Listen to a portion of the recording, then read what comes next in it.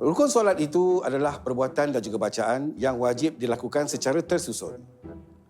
Sekiranya anda tidak melakukan salah satu daripada rukun itu, maka solat kamu tidak lengkap dan tidak sah. Rukun pula terbagi kepada 3 jenis. Yang pertama ialah qalbi, qauli dan juga fi'li.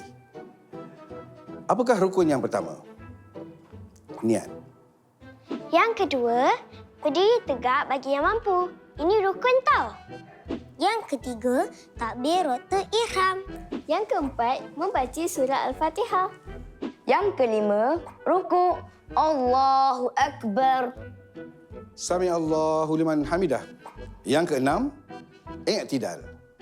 Yang ketujuh, sujud. Yang kedelapan, duduk di antara 2 sujud. Yang kesembilan, duduk tahiyat akhir. Yang ke-10, membaca tahiyat akhir. Yang ke-11, selawat kepada Nabi. Yang ke-12, memberi salam. Yang ke-13, tertib mengikut turutan. Mudah kan rukun-rukunnya? Kalau mudah, solat dulu. Yang lain boleh tunggu.